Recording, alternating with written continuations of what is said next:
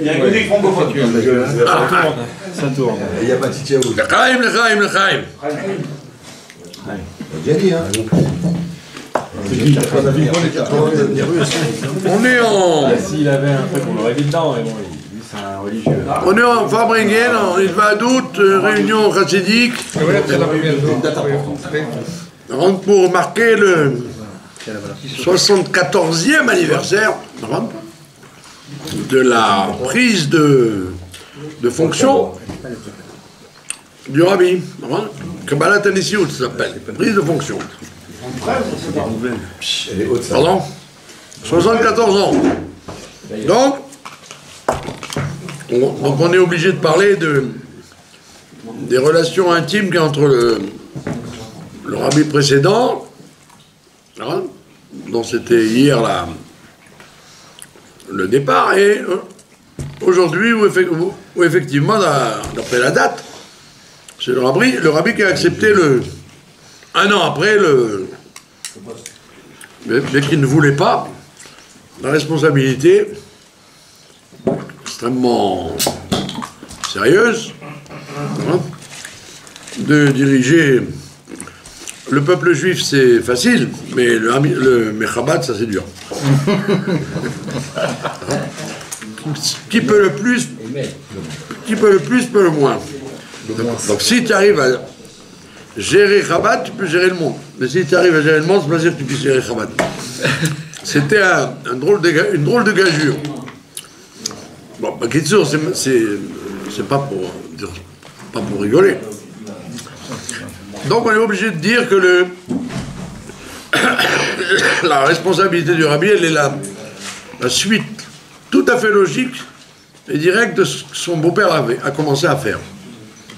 Il n'y a pas d'ailleurs, le rabbi le dit lui-même, je ne suis que le prolongement de mon chefer. Ouais. Il n'a rien innové, il n'a rien révolutionné, il a continué. Ce qui avait été amorcé déjà difficilement, puisque le rabbi Rayat était très malade à la fin de la guerre. Et donc, le rabbi a continué son travail. Et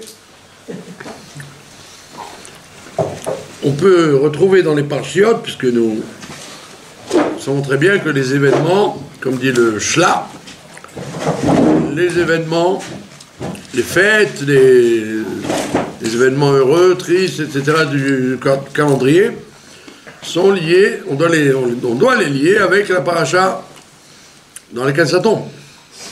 D'accord ? Automatiquement. Donc, cette année particulièrement, le Yud Shvat et Yud Aleph Shvat vont être liés avec Parashat Bo. Hier c'était Bo. Et aujourd'hui, Béchalach. Non, cette année, c'est la Kviyut comme ça, c'est pas tout le temps la même Kviyut. Ça dépend du calendrier, d'accord ? En plus, il a fait beau. Et les Égyptiens, quand il y a eu les plaies, qu'est-ce qu'ils ont fait ? Beau. Allez, Vous savez d'ailleurs que les trois dernières plaies, il y a trois dernières plaies. Les sauterelles, l'obscurité et les premiers-nés. Non, d'accord ? Les sauterelles, l'obscurité et les péchorotes. C'est honteux. Ne me les fâchez pas, hein. Ils m'interrompent pour des gens qui m'observent depuis le Canada et le Zimbabwe pour dire une ânerie. Que Dieu te bénisse et te guérisse. Amen. Dans tous les sens. Mais qu'il soit, alors on dit, les trois plaies sont allusionnées dans le mot beau. Beau. Dans le nom de la paracha. Parce que beau c'est bête, c'est bechorot. Et Aleph c'est arbé, les sauterelles. Et Chocher. Alors on dit, où est Chocher ? Ben justement, on ne le voit pas. C'est sa spécificité. C'est quand on est dans le Chocher, on ne voit rien du tout. Donc la Torah, elle a fait exprès de dire, il y a les trois plaies, mais on n'en voit que deux. Il a fait ou pas ? Très beau. C'est de qui ? C'est de qui ? c'est de quelqu'un qui fait beaucoup de blagues, mais dans la Torah, quoi. Il faisait une blague l'autre fois, il a dit, avant Hanouka, il y a Yotet Kislev.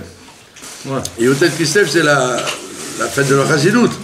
Alors il dit, il y a un grand miracle à Yotet Kislev, il y avait de la vodka pour 8 jours, et elle a duré 1 jour. Au Farbriguette de Yotet Kislev. Elle est bonne, celle-là. Bah, donc c'est ce genre de... C'est ce genre de divrei Torah qui sont en fait éviter de rabbanim, mais c'est pas des trucs... mais des trucs sympathiques, quoi. Comme l'autre blague, c'était aussi la blague sur Jonas. Jonas. Il a été avalé par le poisson. Alors il a dit, il est devenu un Gefelte Ish. Un Gefelte Ish. Pas un Gefelte Fish, un Gefelte Ish. Un homme farci, quoi. Farci dans le poisson. Chaim, le Chaim. Donc, dans la tradition chassidique moderne, nous sommes persuadés, nous sommes sûrs que le mamar de Bati Legani, qui est le testament et le, comment on dit, la Mapat Adrachim, la feuille de route du Rayatz, qu'il a demandé au rabbi de nous diffuser, de nous transmettre. Donc on est persuadé que c'est un truc qui date de Yud-Shvat. Et alors qu'en fait, ça n'est pas vrai. Ça a été dit la première fois en Tarpag. Tarpag, c'est-à-dire en 1923. C'est en 23 déjà que le Rayatz, il parle de ça, de Bati Legani, pour la Ascara de sa grand-mère, mais c'était déjà depuis 1923, pas 1950. Et il explique tout ce qu'il y a dans le mamar du Bati Legani, les 7 fautes qui ont eu lieu depuis Adam Arishon, Caïn, Enoch, Sdom, les 7 générations qui ont fait des fautes, récupérées par les 7 tzadikim, Abraham, Yitzhak, Yaakov, Lévi, Kehat, Amram, Moshe. Déjà là-bas il parle de ça. Et il explique déjà que le but de la manœuvre, c'est effectivement de faire descendre la présence de Dieu dans le monde inférieur, et surtout par la 7e génération, comme Moshe c'était la 7e génération depuis Abraham, et il a fabriqué le Mishkan, où Dieu s'est apparu, s'est manifesté. Nous aussi, nous avons cette vocation, mais il dit pas, mais la 7e génération, elle est chère, parce que justement, c'est le rabbi qui va dire ça. Quand on va arriver à la 7e génération, il va dire, tous les 7 sont chers. Mais là-bas, le Rayatz, quel est le coup important, c'est qu'il nous relie avec l'essentiel de la parashat Bo, qui est Kol tzivot Hashem yatsu meretz Mitzrayim. Les armées de Dieu sont sorties d'Égypte. Et là, il rentre dans l'explication du mot Tsevaot. Bon, on va parler de la Chassidut, c'est Chana Nevia qui a introduit le Shem Tsevaot.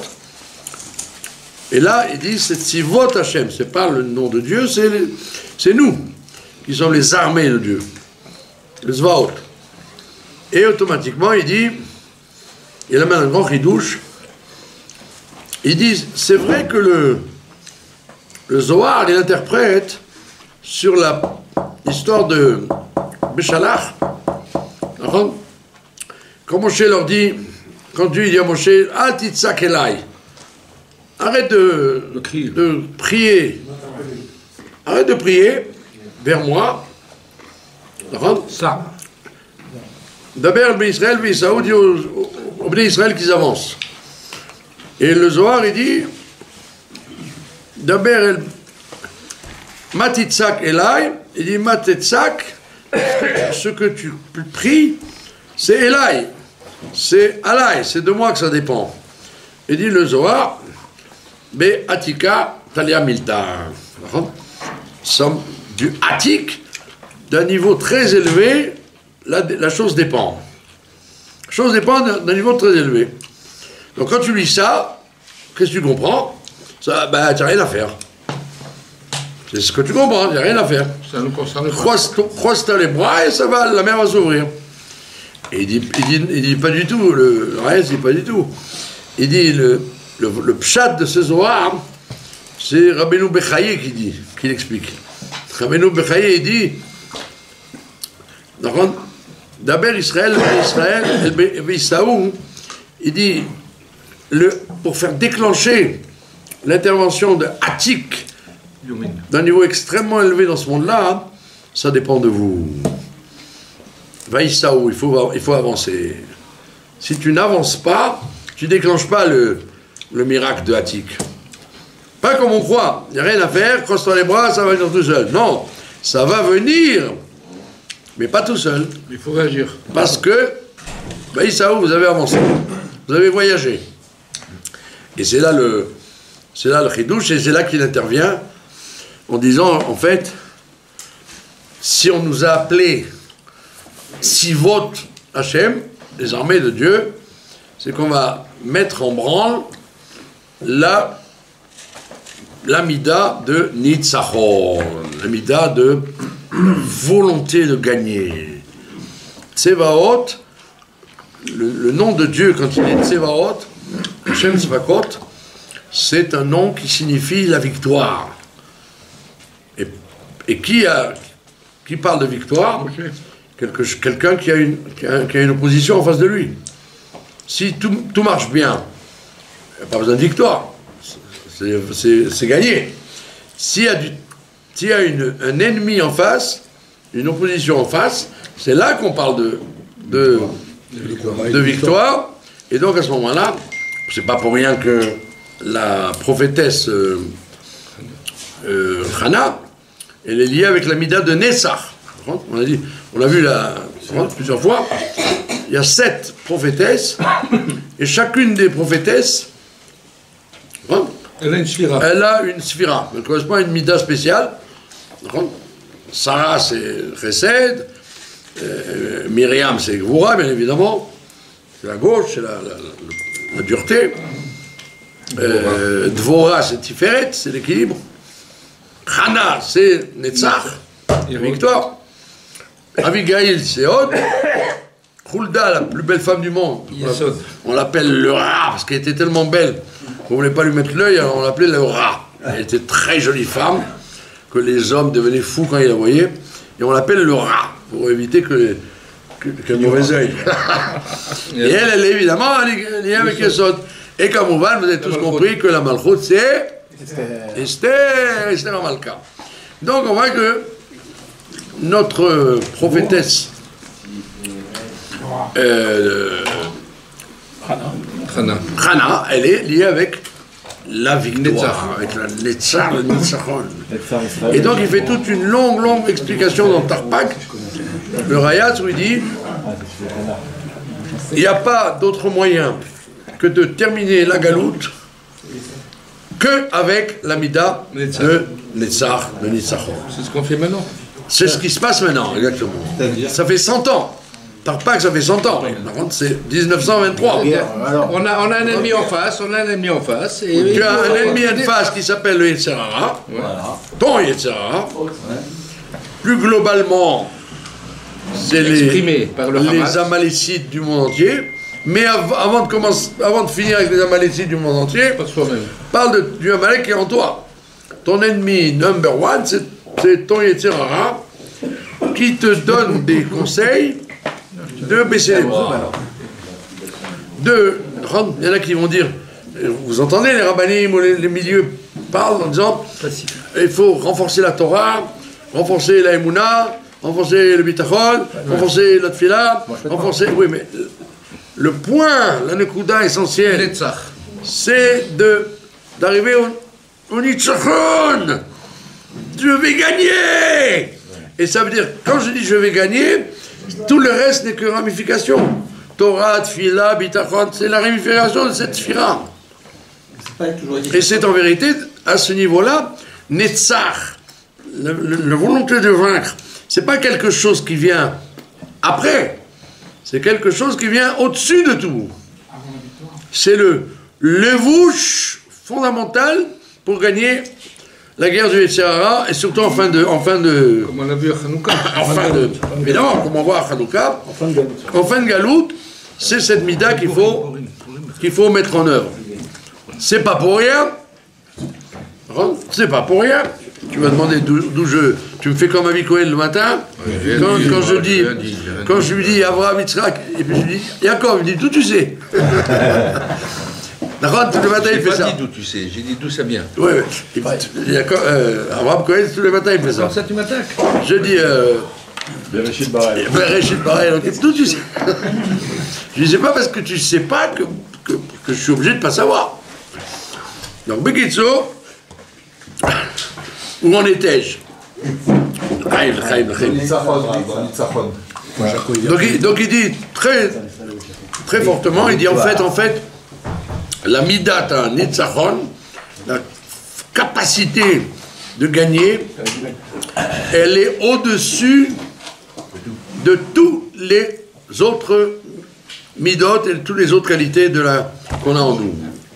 C'est celle-là qui nous permettra de réveiller la Torah, de réveiller l'amour, la crainte, etc. C'est pas pour rien, mes chers enfants, si vous avez fait attention, il y a écrit dans la paracha que les Bnei Israël, ils ont pris Chlé Kesef ou Chlé Zahav ou Smalot. Ils ont pris tous les objets en argent, tous les objets en or et les tuniques, les Smalot. Et le Rashi, il dit là-bas, si vous avez lu, pourquoi on l'a mis en dernier? Parce que c'était plus cher à eux que les kelim d'argent et d'or. Quoi, les smalotes? C'est bizarre. Pourquoi? Les smalotes, ça peut être en lin, en laine, en turquoise. Tu aurais dit, attends, avec de l'or et de l'argent, je peux acheter toutes les smalotes que je veux. Je vais au boulevard des Capucines, j'ai toutes les belles modes, les modes du monde entier, avec l'argent et l'or que j'ai. Comme ils font les Koweïtiens, les Saoudiens, ils viennent à Paris, ils vont dans les plus beaux magasins de mode, avec tout l'argent et l'or qu'ils ont, ils achètent ce qu'ils veulent. Qu'est-ce que tu me dis que les smalotes, elles étaient plus chères au peuple juif que l'argent et l'or? C'est tout, elle te dit, l'argent et l'or, c'est quoi l'argent et l'or? C'est du fer. L'amour et la crainte. Kesef, c'est l'amour. Toutes les mitzvot qui viennent de l'amour. Les 248 mitzvot positives. L'or, c'est toutes les mitzvot négatives. L'or, c'est rouge. C'est du côté gauche. C'est toutes les mitzvot négatives. Alors il te dit, plus cher que les mitzvot positives et les mitzvot négatives, c'est les smalot, c'est-à-dire le nitzachon.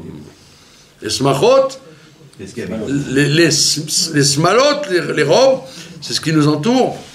La robe, c'est ce qui entoure l'individu quand il s'habille avec. C'est le sujet du nitzachon.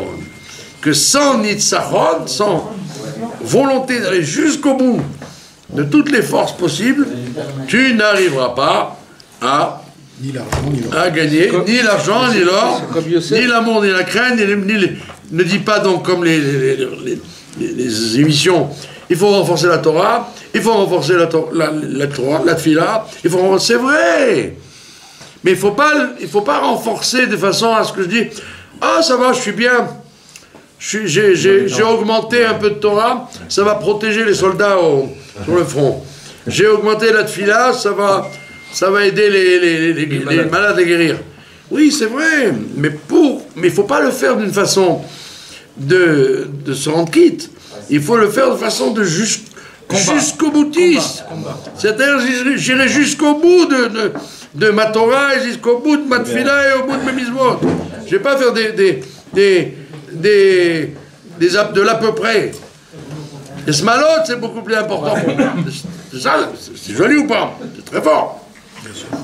C'est pour ça, donc il dit en fait, tout le travail de la victoire sur le Yetzer Hara et les forces du mal, c'est par la Midat HaNitzachon, sinon tu n'arrives pas.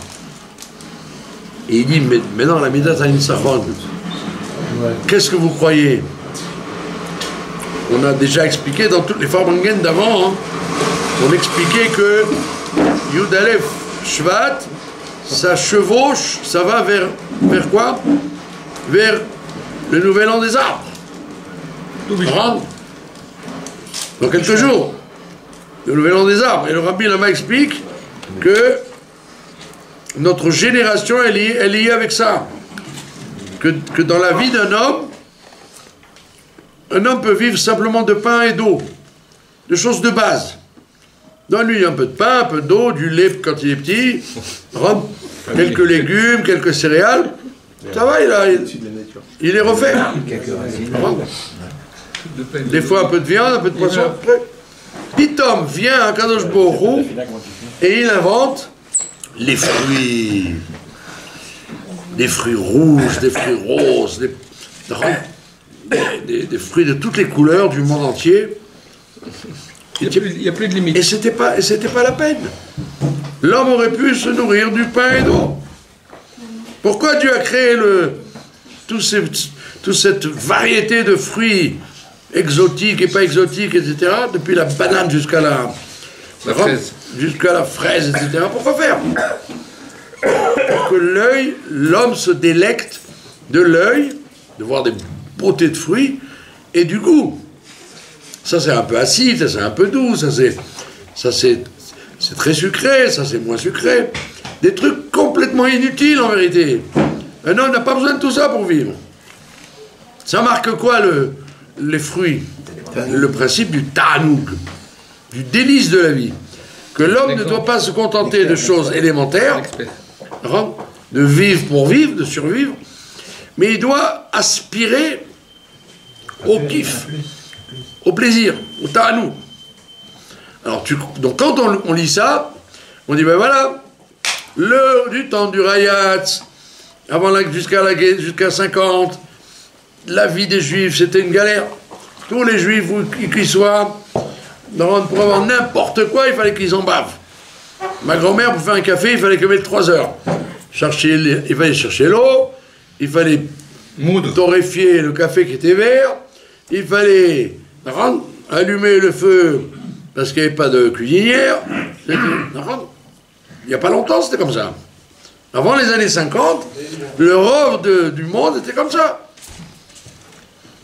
Quand le Rav Moshe Feinstein parle du micro-ondes, après les années 50, les gens disent, mais de quoi il parle? Parce qu'en Amérique, il y avait déjà le micro-ondes, c'était news. Mais dans le monde, ma pita, le micro-ondes, qui parlait de micro-ondes en 50 en Europe ou en Israël.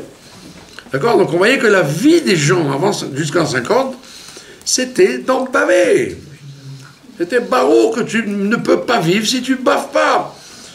La mortalité infantile et les pas de sécurité sociale, et pas de sécurité du tout, et l'antisémitisme, c'était l'enfer.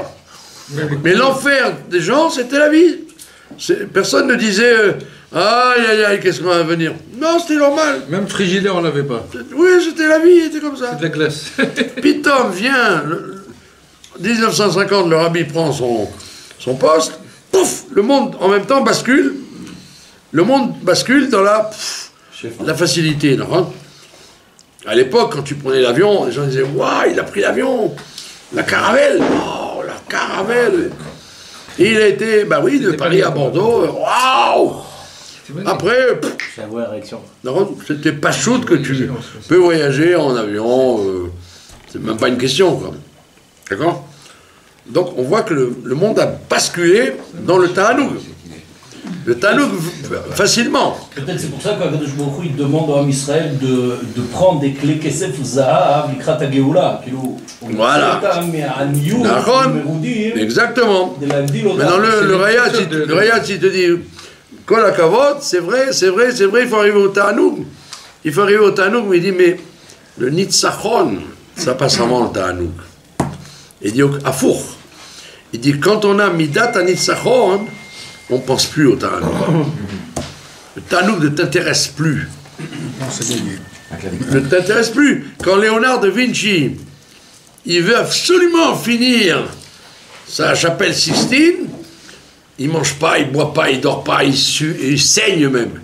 Il veut finir son œuvre.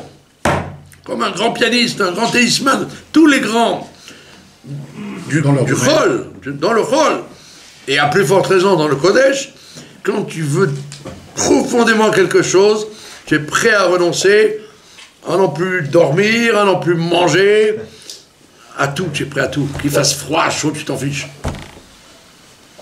C'est vrai ou pas? Ouais. C'est une oufda.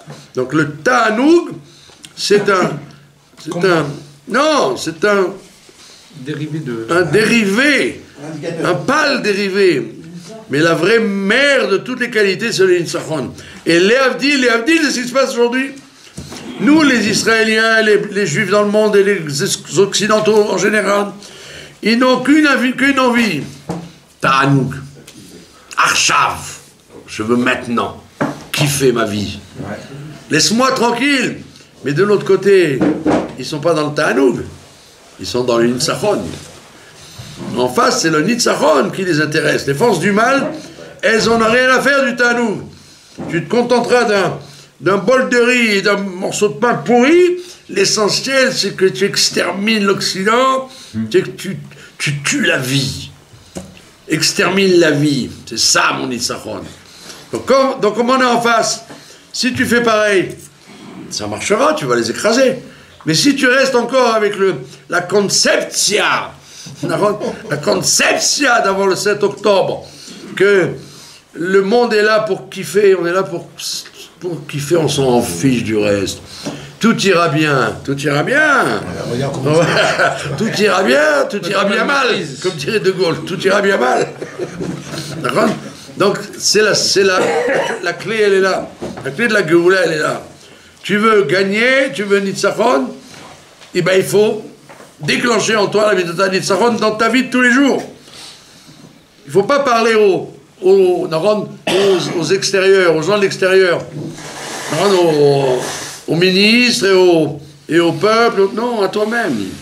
Si la personne, elle voit qu'il y a devant elle Midat Nitzachon, tout se libère.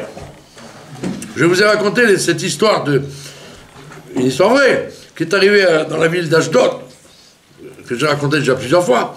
Il y avait une dame que je connais, et quand tu la vois, elle a l'air de rien. Elle est tout à fait inoffensive quand tu la vois. Une dame qui a beaucoup d'émouna, et il y a eu ça, le quartier a été réveillé par un incendie. Il y avait des voitures de pompiers, tout l'immeuble a brûlé. D'une façon tellement grande que tout le monde a été obligé de vite sortir de l'immeuble, et les pompiers l'ont obligé à évacuer. Tous les étages évacués.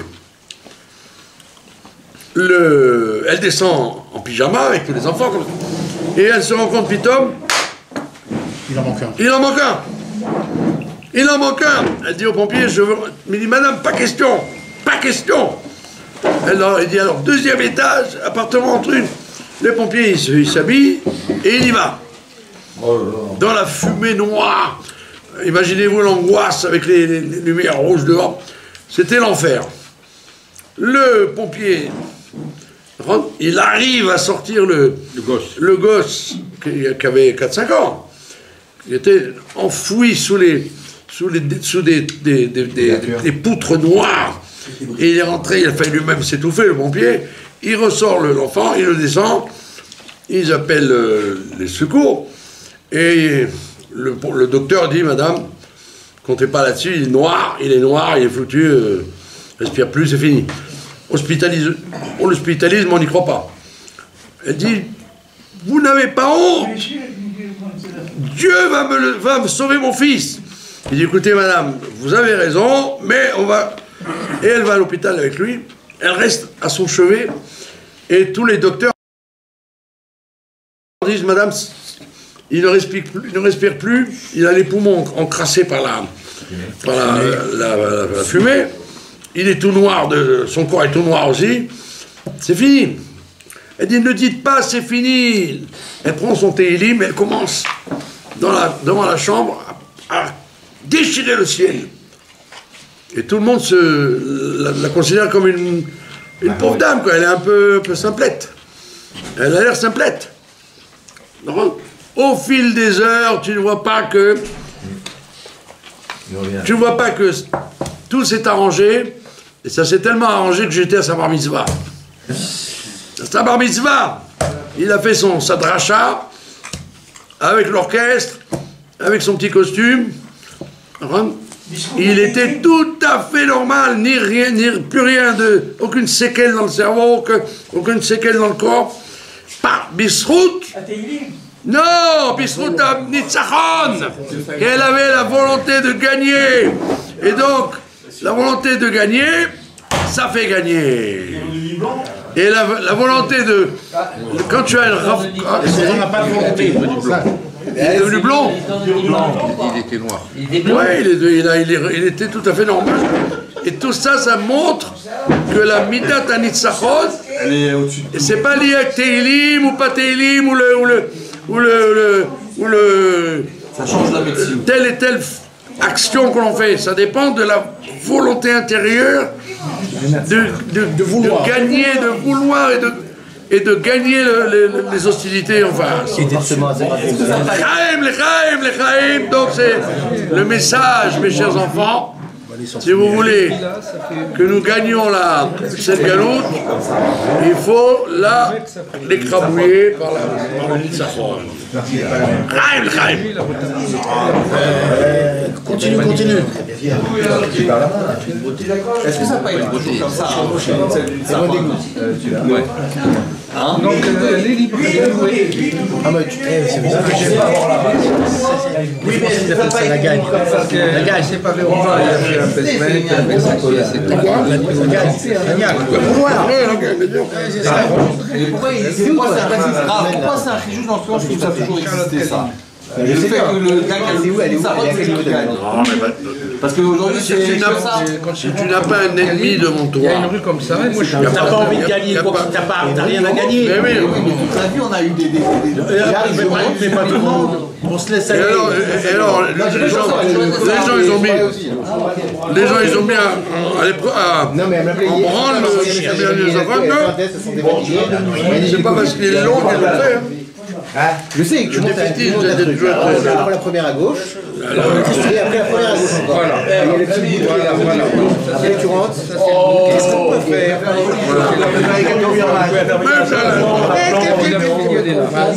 Ah ok, et la tienne est où?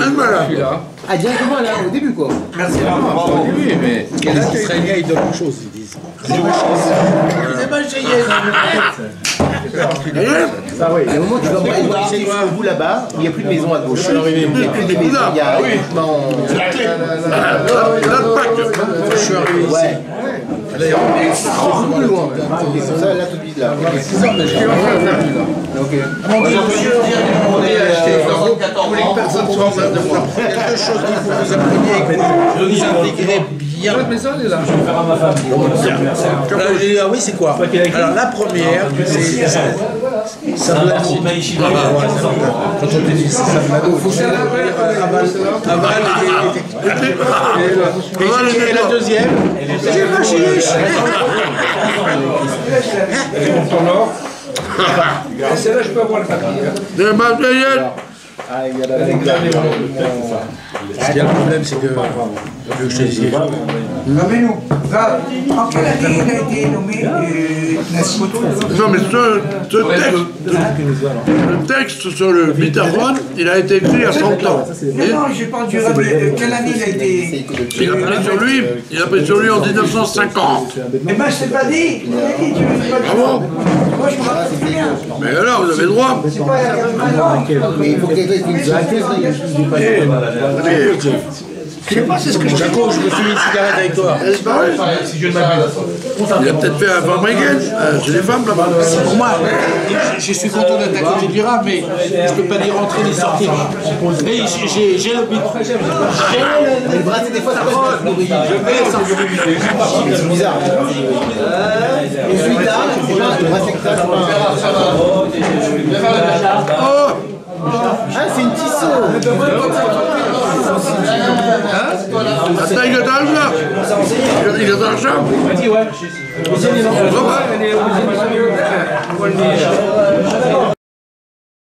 Il y a un taclite. Yesh. Oh, Rabbeinu Reuven.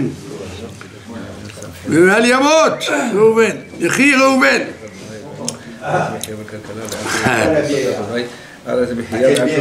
הרבי שם את הדגש על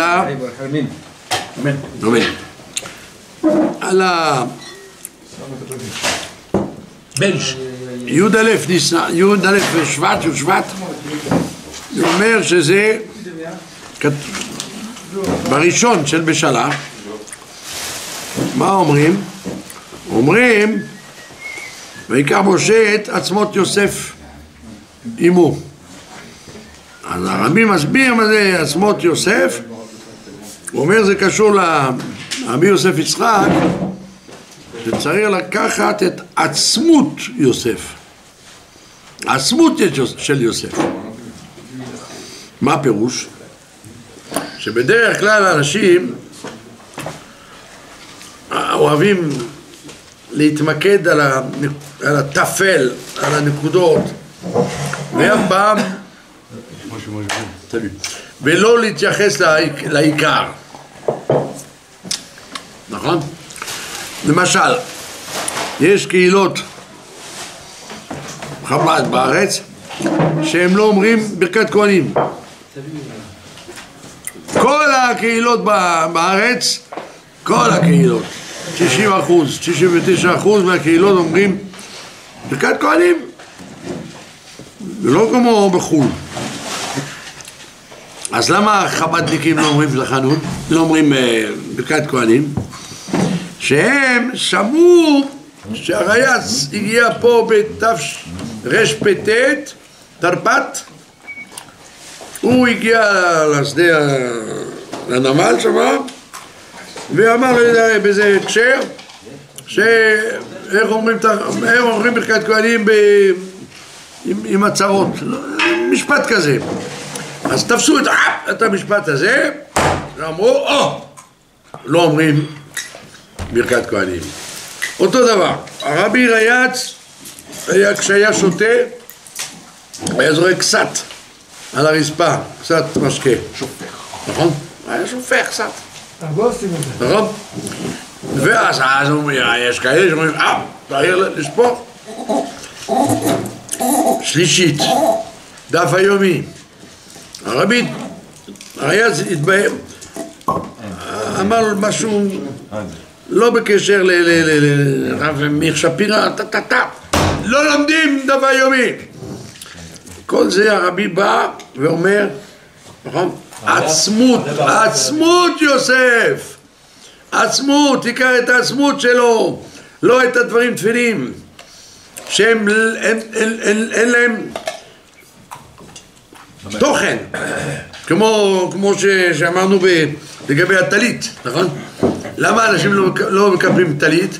שם את זה כמו סמכתות, נכון?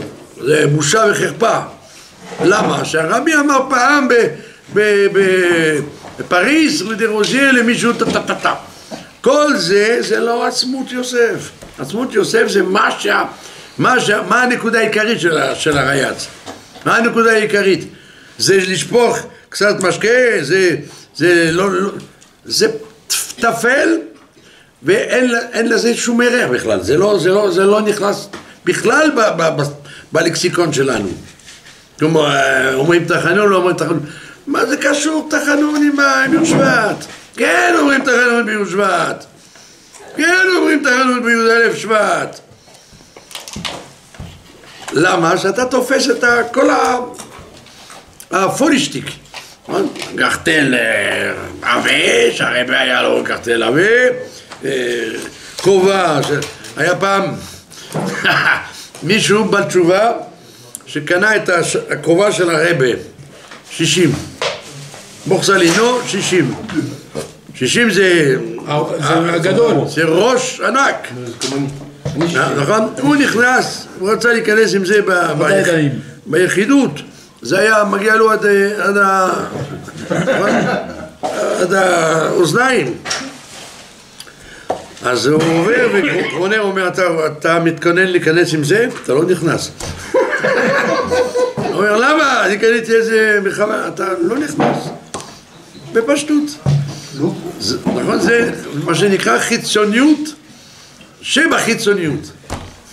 נכון, זה לא סתם חיצוניות, אתה רוצה לחכות את הרבה, אלא שאתה, נכון, מחכה באופן מגוחך.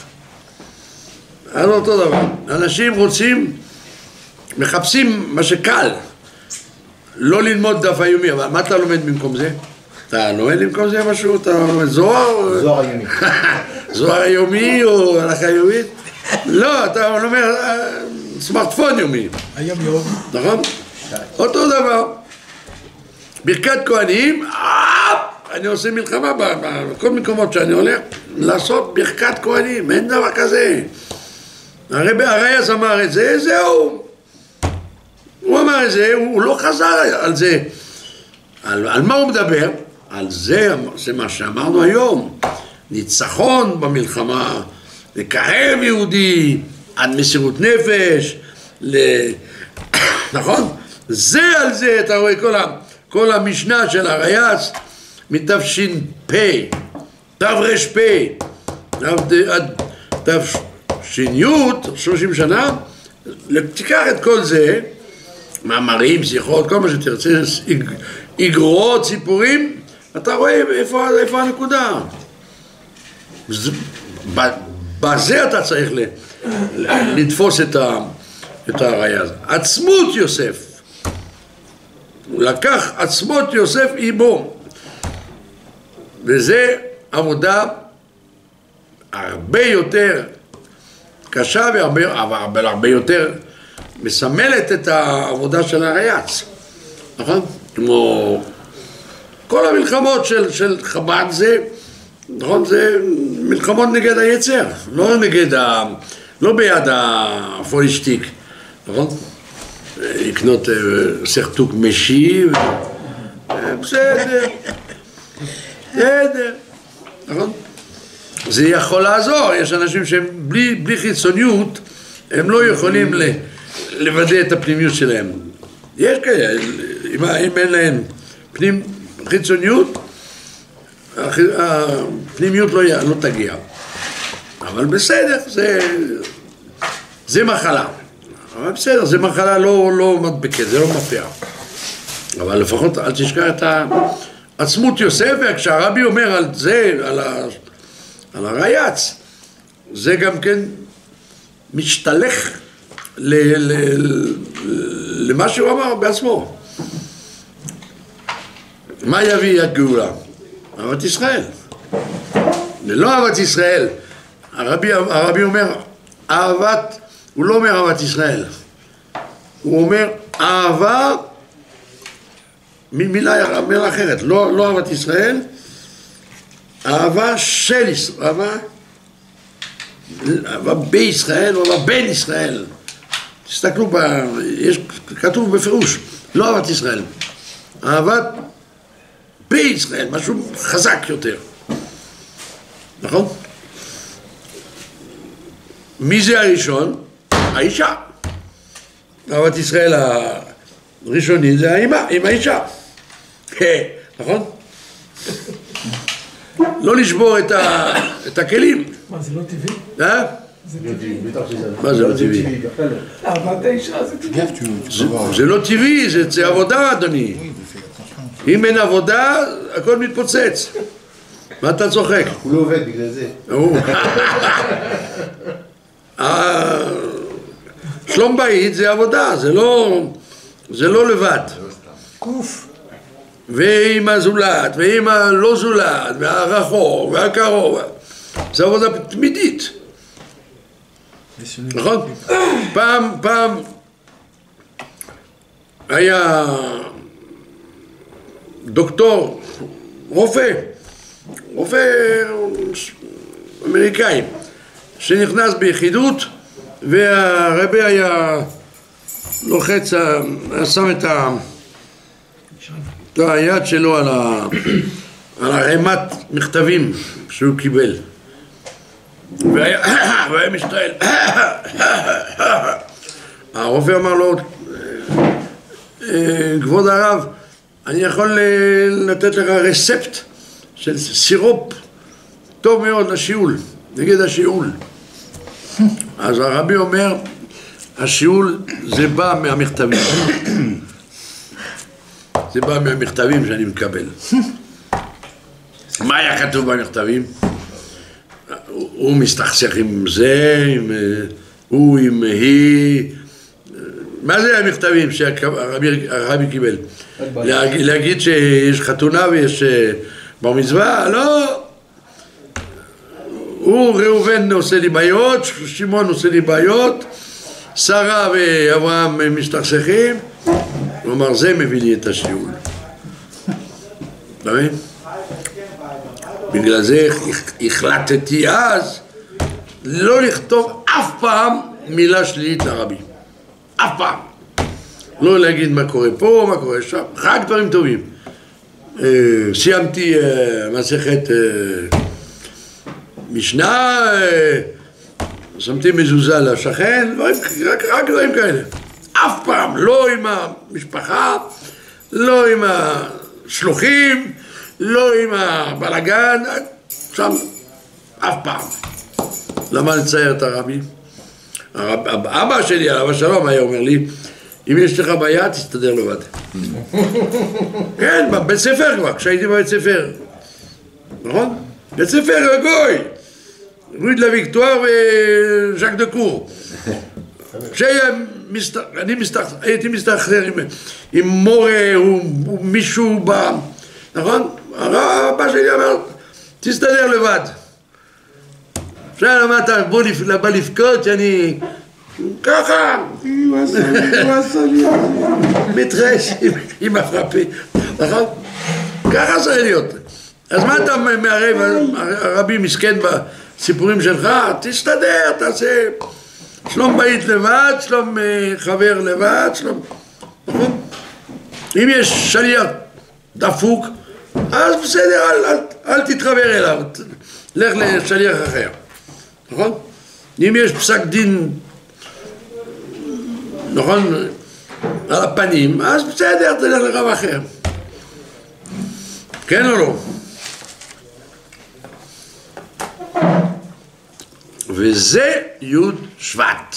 י' שבט זה חג האחריות. אם היית פה בהתחלה, הייתי מדבר בעברית, הסברתי מה שנקודת הניצחון. צריך לחצות, זה מה שאמרתי לך 1000 פעמים, אבל אתה לא הקשבת לי. ניצחון, כן, ניצחון. אתה רוצה ממש באמת, אז אין דבר כזה שזה לא ילך. אתה מעל, ניצחון זה מעל. וזה עבודה של דורנו. כמו שאמר, שיטה ישראלית, זה להגיד, זה מה יש. יהיה בסדר. לא, אתה עושה שזה יהיה בסדר. אל תגיד זה מה יש. תגיד, זה לא מה יש. אני רוצה שיהיה ככה, אז להיות ככה. כמובן זה לא לחיות באשליות. נכון? זה לא, מחר אתה רוצה 20 מיליון של הלוטו, זה צריך לקרוא, לא, תכן שזה לא יקרה. מדובר על דבר הכרחי, מצווה. דבר... נכון, לא סתם. עולב התוהו בכלים de תוהו. Jamais j'avais entendu cette histoire. נכון? ולא בכדי האימא של הרבי קוראים לה חנה. חנה, זה אישה של הניצחון. השם צבקות. ברוך השם. נכון? זה 74 שנים, נכון? עד שנה. עד שנה. שהרבי קיבל על עצמו את הנשיאות. עד שנה, ועד זה אותיות דה. לא דה ברוסית. דה, לא דה. גם דה ברוסית זה יהיה בסדר. נראה לי שזה מאוד גבוה, נראה לי שזה רבי נחמן שאומר שכתוב דה בכתב הר"ן, זה בא מהצילות, דה זה משהו מיוחד. דה. לא משנה, זה מיוחד לא מיוחד, זה שמע ישראל השם אחד, עין דלת. אתה עד, אז אתה יודע. דה. זה לא חייב להיות... לא, יש גם עניין עמוק. מה? זה לא. זה pas juste דרשה, זה marqué. בוודאי. אוי אוי אוי אוי אוי אוי. לחיים, לחיים. לחיים וברכה. Ah, tu connais pas ça? Vous avez vu, j'ai eu l'histoire qu'elle a tombé par terre. Sur cette histoire. Non, ça s'appelle. Ok. הוא רוצה לספר, אתה מכיר את משה? איך אתה מכיר משה? לספר לכם סיפור בקשר על מה שהרב דיבר. יקר. בשנת